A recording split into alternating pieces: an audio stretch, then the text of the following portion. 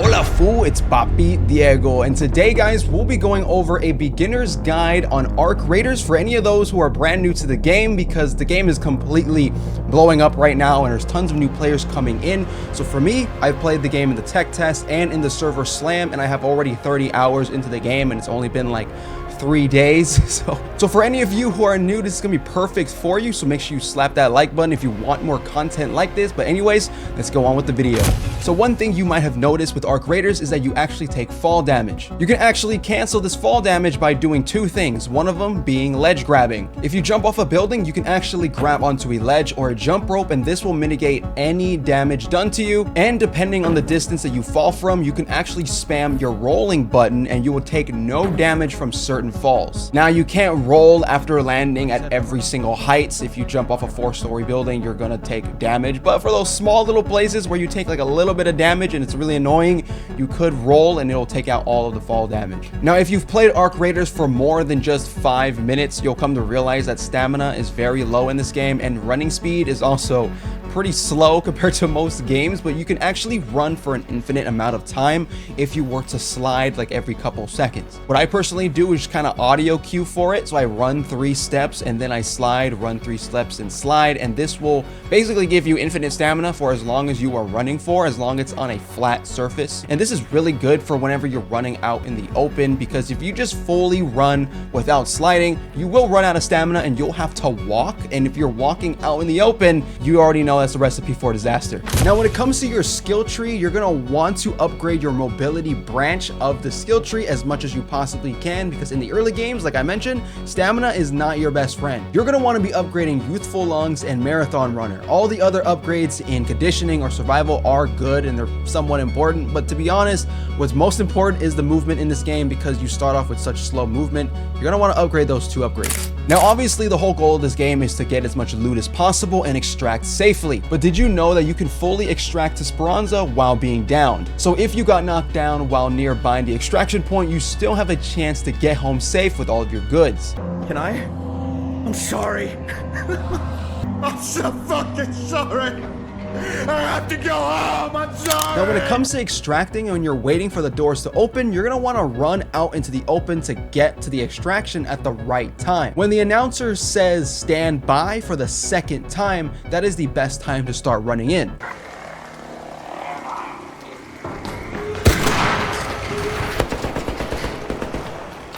Now speaking of extracting with all of your good loot, you want to press the unload your backpack button when you're coming back from your raids. A lot of people skip through this button, but make sure you press it so that way you don't have to go one by one and take all of your loot to your stash. Now speaking of items, you don't want to be selling all of your seeds. I know they seem pointless at first, but once you get the trader Celeste, you can actually buy majority of her items with your seeds, and sometimes those items are important when you're really close to building something important and then you need something else, and she actually sells that for you, and the only way you can buy it is through seeds, and then you end up regretting all the seeds that you sold beforehand and it pisses you off. Now when you're crafting your attachments, you can actually press on the attachment slot on your weapon. This will show you exactly the attachments you have that are compatible with your gun. For example, if you need a light magazine for a light ammo gun, just press on the magazine slots and it'll show you where you have your light magazine stashed in your stash. So it's a whole lot easier than looking through your entire stash and just reading everything one by one if you don't know the visuals on which item you need. Now, one of the most important items you can bring into a raid are obviously shield rechargers. Most of the time you're going to want to bring 5 of them, but the best thing to do with these shield chargers is to put 2 in your quick use wheel and then put 3 of them into your safe pocket. The reason why you want to do this is because just in case you die in the early game to some random raiders, you won't be losing all 5 of your shield recharges, so you want to be able to put 3 in your safe pocket in the case you die. You still take it home to Speranza, and at the end of the day you only lost 2 of them.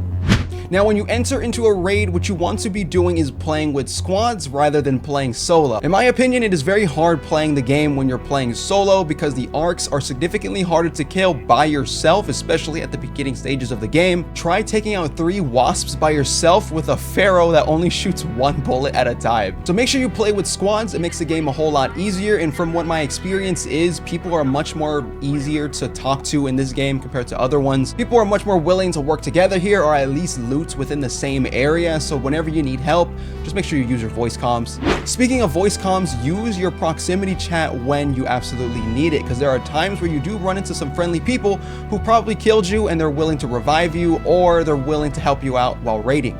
Listen, like, hey, we've been fighting a Decepticon for the last 20 minutes, guys. Can we please, truce? Can I get res by my friend? Yeah, he's right here. His gun's down. He's a lovely gentleman. He pays his child support bills. He's a great man. There's a barricade kit for my peace offering. To your left, right there. It's very good. It's very good in halls. You can use it as a wall, and it's bulletproof. Yes, sir. All right, gentlemen. You guys have a good day. I love you. You too, sir. And when you are in the mood for some PvP, you want to be able to strike fear into the enemy by using your proximity chat.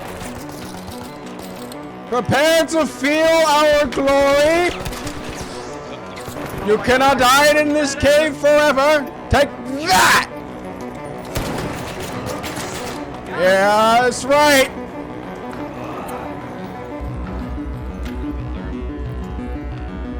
Bro, if my kill gets looted one more time by my teammate! Now, after playing the game for a while, you'll come to realize that light ammo and medium ammo weapons completely suck against arcs. Using the guns like a kettle or a rattler does little to no damage to these arcs, so you want to be using heavy weapons like the Pharaoh at least. The Pharaoh is a very good starter weapon because it's in your free kits whenever you're using them, and they're pretty easy to find. You can only use one bullet at a time with the Pharaoh, but it is very good when used properly, and make sure you hit the propellers on these arcs.